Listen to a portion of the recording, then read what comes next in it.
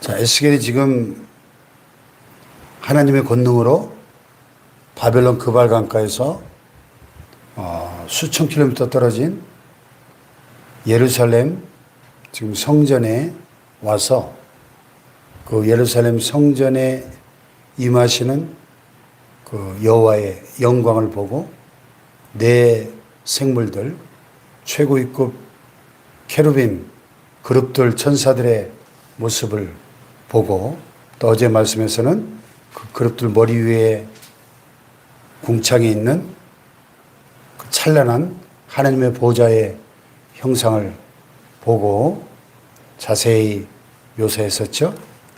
그런데 이제 예루살렘에 불심판이 임박했음을 어제 한 천사의 그 손에 숯불을 제단에서 그 그룹 천사들 바퀴 사이에서 숯불을 가득 움켜가지고 예루살렘 성읍 위에 흩어라 하는 그런 명령을 받습니다. 예루살렘 심판이 임박하고 예루살렘 성전에 하나님의 영광이 그 가득한데 그 하나님의 영광이 이제 성전을 떠나려고 하시는 거예요. 왜냐하면 지난번에 우리가 예루살렘 성전 안에서 벌어지고 있는 각종 가증한 우상 숭배의 충격적인 현장들을 보았기 때문이죠. 여러분, 하나님은 절대적으로 거룩하신 분이기 때문에 죄와 함께 머무실 수가 없는 거예요. 그래서 오늘 이 시대는, 신약 시대는 건물의 성전이 아니라 우리의 마음을 하나님께서 성전으로 삼고 성령이 우리 안에 거하심으로 너희가 하나님의 성전인 것과 하나님의 성령이 너희 안에 거하시는 것을 너희가 알지 못하느냐? 누구든지 하나님의 성전을 더럽히면 하나님께서 그 사람을 멸하시리라 이렇게 말씀했는데요. 우리의 마음이 성전이에요. 그래서 우리의 마음의 성전이 늘 깨끗하고 정결하고 거룩한 상태가 유지되어야 할 줄로 믿습니다. 그래야 하나님의 성령이 우리 안에 편안하게 머무실 수가 있는 거예요. 우리 안에 온갖 욕심과 탐욕과 교만과 또 이 세상을 향한 그런 욕심들로 가득 찬 우상들이 가득하다면 하나님의 성령이 우리 안에 머무실 수가 없는 거예요. 성령이 우리 안에서 근심하며 탄식하실 겁니다.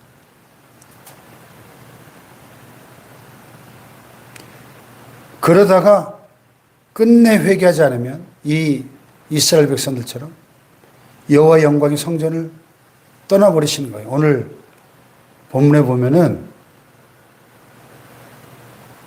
내가 보니 그릇들 곁에 네 바퀴가 있는데 이 그릇 곁에도 한 바퀴가 있고 저 그릇 곁에도 한 바퀴가 있으며 그 바퀴 모양은 황옥 같고 그 모양은 내시꽃 같은데 마치 바퀴 안에 바퀴가 있는 것 같다.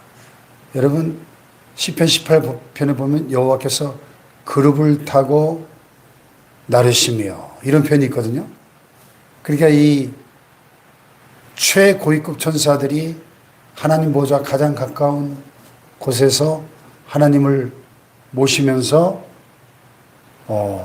하나님이 이렇게 이동하실 때 이 그룹 천사들을 타고 나르시는 걸로 그렇게 성경은 묘사하거든요. 그러니까 이 바퀴들 네 바퀴가 묘사되어 있는 것은 그 신속하게 빠른 속도로 이동하는 장치를 우리에게 보여주고 있어요. 그래서 이제 하나님의 심판이 신속하게 예루살렘에 임할 것임을 이 지금 환상이 우리에게 보여주고 있는 것이죠. 그룹들이 나갈 때는 사방으로 몸을 돌리지 않고 나아가되 몸을 돌리지 아니하고 그 머리 향한 곳으로 곧장 그렇게 진행하는 거죠. 또 그 온몸과 등과 손과 날개와 바퀴고 네 그룹의 바퀴의 둘레에 다 눈이 가득하더라.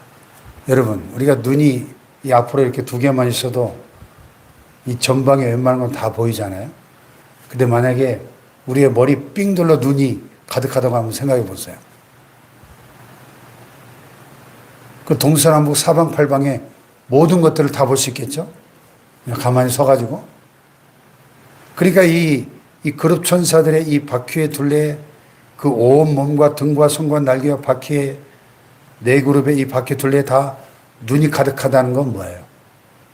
온 세상의 모든 만사를 꿰뚫어 보시고 감찰하시는 하나님의 전지하신 그 모습을 보여주고 있는 거예요. 우리의 모든 것을 감찰하시는 거예요. 아멘. 하나님은 전지전능하신 모든 것을 감찰하시는 하나님이시죠. 그래서 요한계시록에서도 보면 부활하여 영화화 되신 예수님을 사도 요한이 밤모섬에서 처음 만났을 때 그 모습을 묘사하고 있지 않습니까? 그 얼굴은 아침 해같이 빛나고 그 눈은 불꽃 같고. 그래서 왜 눈이 불꽃 같을까요? 우리가 기도할 때 그러죠? 불꽃 같은 두 눈으로 감찰하시는 하나님, 그렇게 기도하잖아요.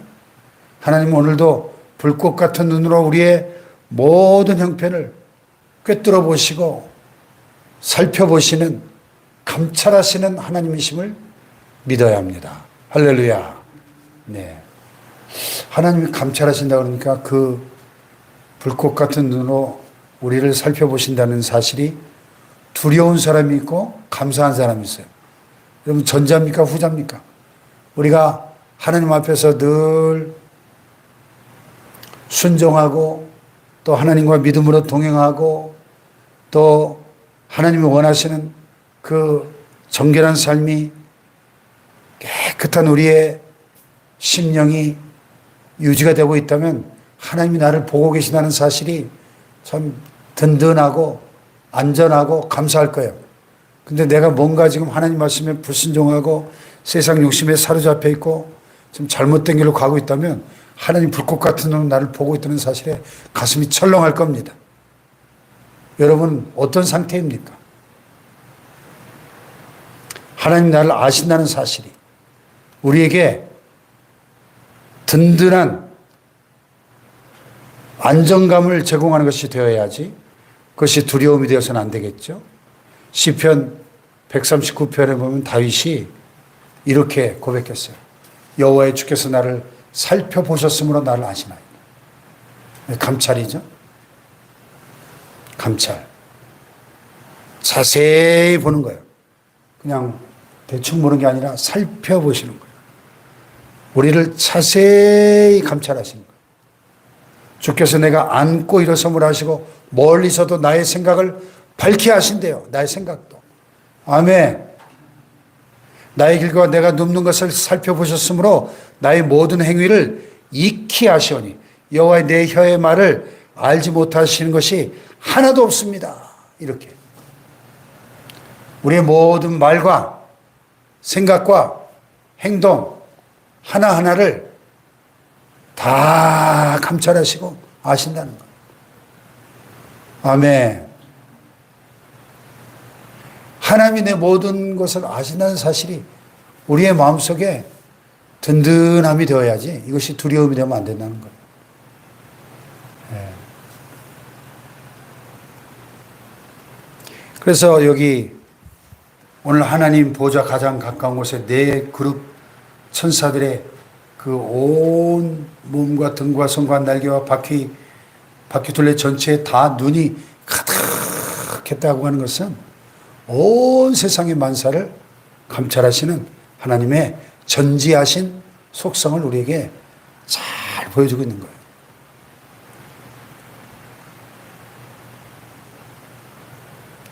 여러분, 인간이 만든 과학기술도 요새 뭐 CCTV가 전국에 없는 곳이 없잖아요.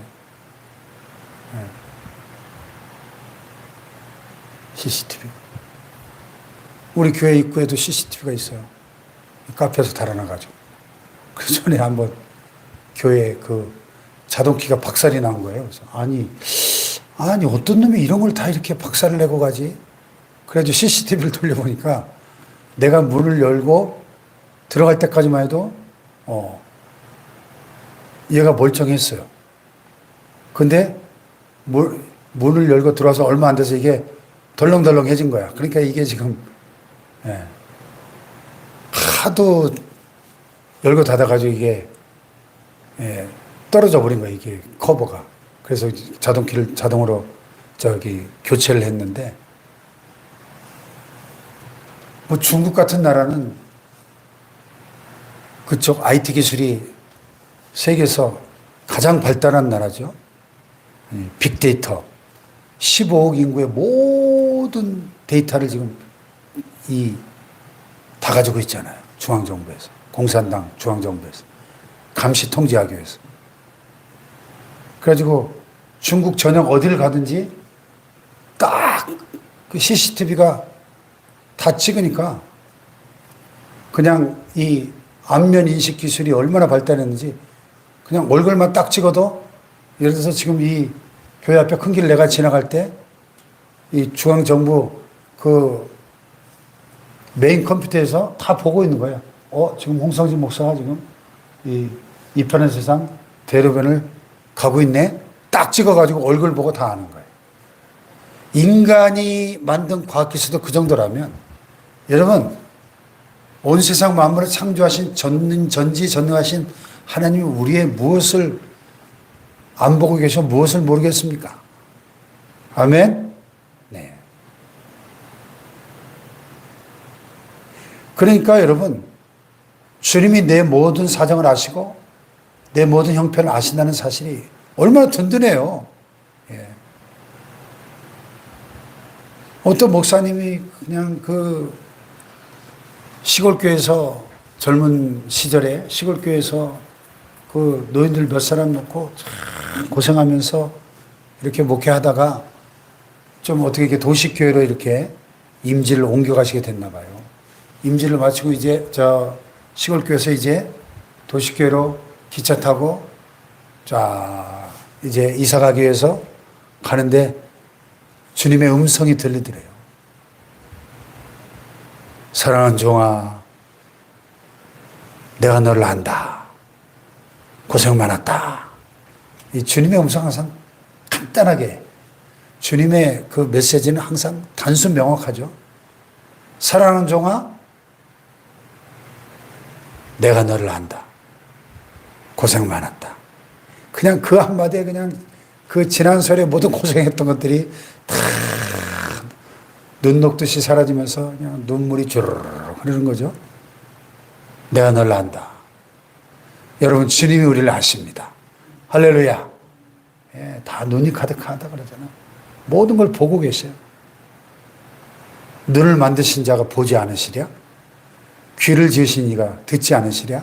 이사야서에 여러분 우리의 모든 것을 보고 다 듣고 계십니다. 할렐루야. 그 얼마나 위로가 돼요? 격려가 돼요. 마음이 든든하잖아요. 걱정할 필요가 없는 거죠. 아무것도 두려워할 필요가 없는 거죠. 아무것도 두려워 말라. 주 나의 하나님이 지켜주시네. 아멘.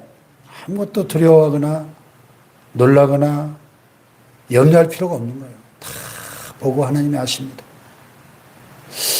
그런데요, 이 지금 그룹들이 성전에서 하늘로 올라가는 거예요. 이제 성전을 떠나가려고 하는 거예요. 그러니까 여호와의 영광이 성전 문지방을 떠나서 그룹들 위에 머무르니. 떠나려면 훌쩍 떠나시지 왜 또 머무르시죠? 네. 이 예루살렘 성전에 가득한 가증한 우상숭배 죄악 때문에 성전을 떠나실 수밖에 없지만 심판하실 수밖에 없지만 여전히 자기 백성을 사랑하시는 그 하나님의 안타까운 마음이 여기 표현되어 있는 거예요. 잠시 머물 수밖에 없는. 네?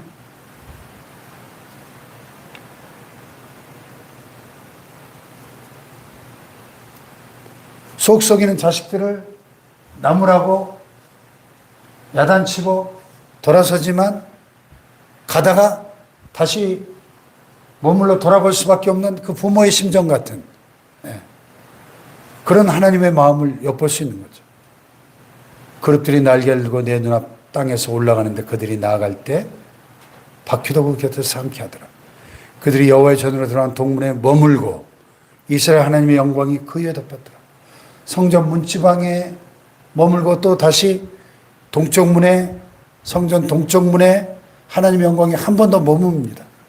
머뭇하시는 이 사랑하는 백성의 이 성전을 참 떠나기를 너무 아쉬워하시는 하나님의 심정을 보여주는 거예요.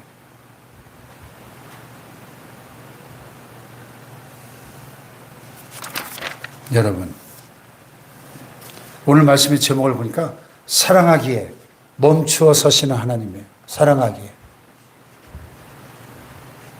예루살렘 성전을 떠나야 하시지만, 심판하셔야 하시지만, 사랑하기 때문에 멈추어 서시는 이 하나님의 마음을 우리가 알고 그 하나님의 마음을 품어야 될 줄로 믿습니다.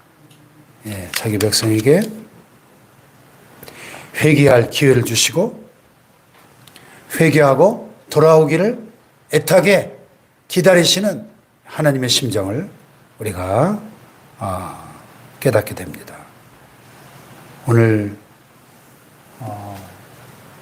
어떤 은밀한 일들도 하나님 앞에 감출 수 없고 숨길 수 없음을 깨닫고 하나님 앞에 우리의 은밀한 죄악까지도 다 토해내고 고백하고 이 거룩하신 하나님과의 관계에서 거룩하신 하나님의 성령이 내 안에 편안하게 거하실 수 있도록 우리의 심령의 성전이 깨끗하고 정결한 성전이 될 수 있기를 축복합니다.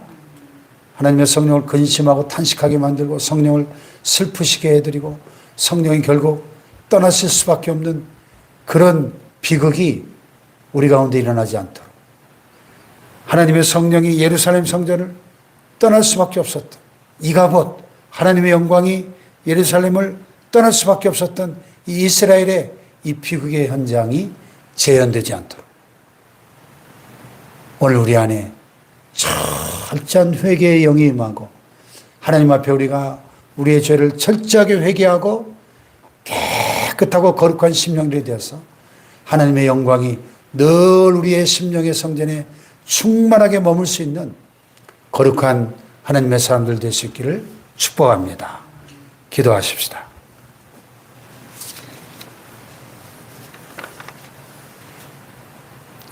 예루살렘 성전